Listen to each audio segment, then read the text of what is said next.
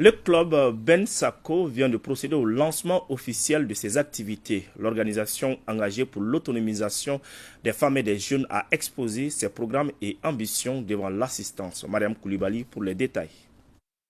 Après son implantation dans différentes localités du pays, l'heure est pour le club Ben Sako de présenter ses intérêts et ambitions au public.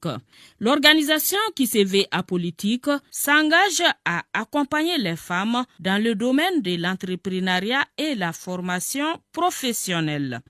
Comme vous le savez, le club Ben Sako contribue à la formation des femmes en savonnerie, teinture, transformation agroalimentaire, etc. Cet accompagnement aujourd'hui est une meilleure stratégie d'aboutir à l'autonomisation des femmes, qui est l'une des priorités de la politique du club. Le club qui projette la formation d'environ 3000 femmes dit regrouper en son sein environ 7000 adhérentes et avoir formé déjà 300 femmes dans différents domaines. La formation professionnelle est une activité très importante dans le développement de notre pays, parce qu'il s'agit de doter les populations maliennes en compétences, en qualification professionnelle. Et surtout son domaine de prédilection, c'est au niveau des femmes. Donc ceci est une très belle activité qui doit être saluée. Qui dit soutenir une femme, dit soutenir une famille, dit soutenir un pays. Donc nous sommes aujourd'hui là, en Mali, en tant que partenaire de Club Ben Sako, pour assister au lancement officiel.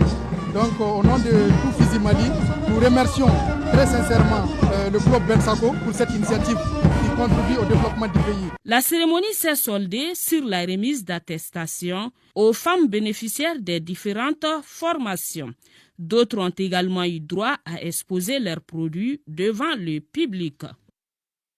En troisième région, l'ONG Save Children a tenu un atelier de restitution et d'engagement suite à l'analyse budgétaire des communes de Ouatteni, Koro et Sanzana dans le cercle de Sikasso. L'objectif de cette session est de contribuer à une meilleure prise en compte des questions d'éducation dans les budgets des communes rurales concernées. Yourubala Diabaté. L'objectif de cet atelier est de contribuer à une meilleure prise en compte des questions d'éducation dans les budgets des communes rurales de Ouatteni, Koro et Sanzana dans le cercle de Sikasso. La session est organisée par Save Children à l'intention des élus communaux, les acteurs de l'éducation, les percepteurs et les services techniques des communes concernées.